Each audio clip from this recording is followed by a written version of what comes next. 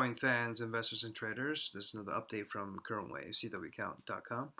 This is the chart that we left off of about 7-8 days ago, where we felt that this was a beginning of a one minute, and then we got a two minute to the for the corrected move. This is the current count.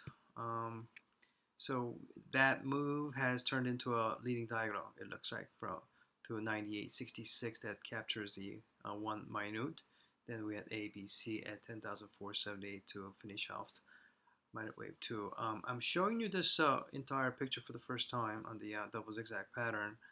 Again, we see clear movements here: ABC, W, ABCX, ABC, AB, which is a flat for this minor B, then 1, 2, then hopefully we get that 3, 4, 5 to hopefully get you down to about 7,300 area, which is 0.620 Fibonacci, or about 0.50 Fibonacci, and which, by the way, I wrote it here that it coincides with that there's an open gap in Bitcoin futures market around 8,500.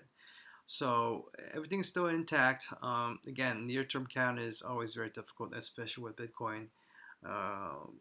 When there's a product that's highly volatile like Bitcoin, I mean, as an early wave analyst, it is really, really difficult to predict and forecast every near-term movement. But again, what's critical is to get the entire picture right, the broader pattern.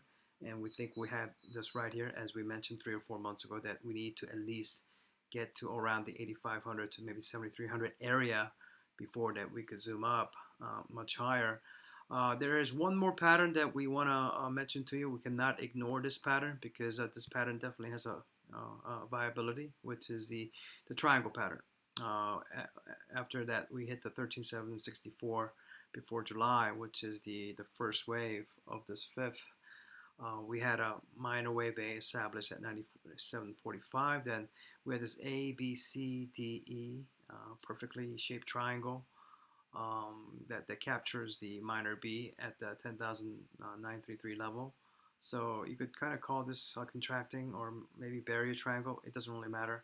We still have the same pattern here on 1, 2, leading diagonal at 1, 98.66 to 10,478 to minor wave 2. So the near-term outlook is exactly the same as the prior count. So it doesn't really matter. It's just that we had this humongous triangle for the past 2 months on the minor wave B. So we cannot ignore this, but again, the interpretation to the downside is still the same. Again, I'm always telling my viewers to focus on the wave counts because it is not influenced, it's pure, and it's just totally unbiased. I'm just giving you the count the way we see it. Maybe other Elliott wave analysts has a different count, but if you look at these junk headlines, and I call them junk headlines, you cannot be motivated and influenced by these things. And these headlines came out when the Bitcoin was hovering at 10,500. Bitcoin price indicator may signal next leg higher. Bitcoin eyes moved to 10,950 hurdle after price breakout. This is September 13. This is a great one. $250,000 Bitcoin price prediction is now conservative by this Tim Draper knucklehead. So, if you're going to be influenced by something like this, then just go all out and just buy it. But these headlines are just headlines, and I mean, News BTC, this is the worst site. I mean, they give you all these kind of technical forecasts from the moving average this, moving average that, and there's a very strong support, very strong resistance here. Once again, it's just junk news. They're rarely right on these things. Just my bottom line is stick with the pure counts here. This really tells you the entire picture. I just feel that you got to get a flush out here because there's a lot of weak longs has been built here, thinking that every time we go to the 9,000 area, we get a bounce, so we're going to be protected. We're going to just go along here and sit around. These longs have to be shaken out, and in our opinion, it's going to coincide with some negative news, something horrific that would really question the fundamental of the Bitcoin, and that would really shake out the longs.